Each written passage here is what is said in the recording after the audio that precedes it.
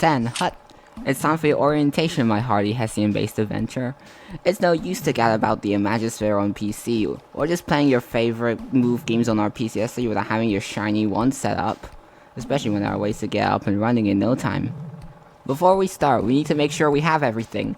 You need a motion controller, obviously, Bluetooth capabilities, either built-in or an adapter, a mini USB cable or micro if you have a PlayStation 4 motion controller, and a webcam. Any can do, but a PlayStation Eye cannot be used on Windows due to drivers not being supported.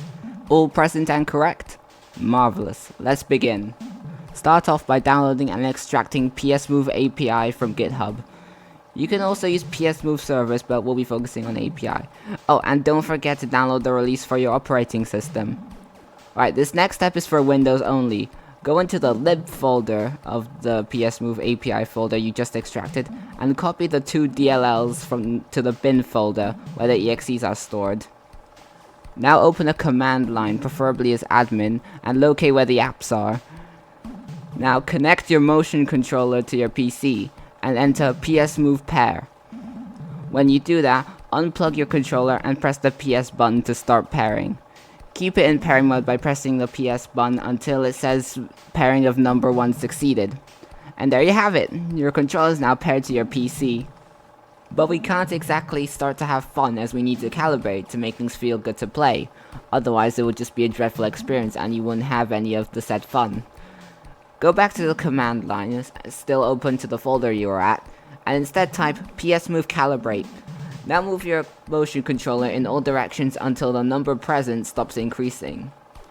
Then set your motion controller upright with the move button facing towards you and press it, and wait until the process is complete.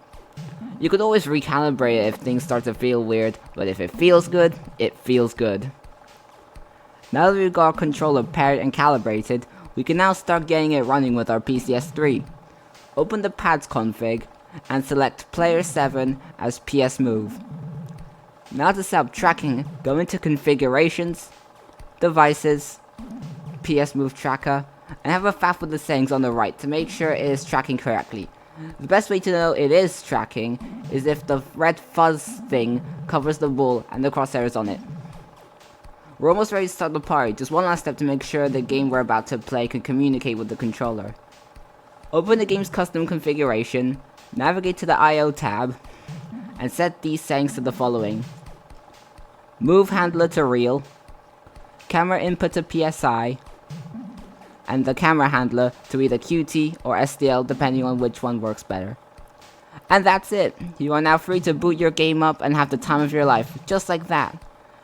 And don't forget, me motion control mate, if the move is optional and you want to go back to using a regular controller like in Little Big Planet, you must revert the settings back to how they were.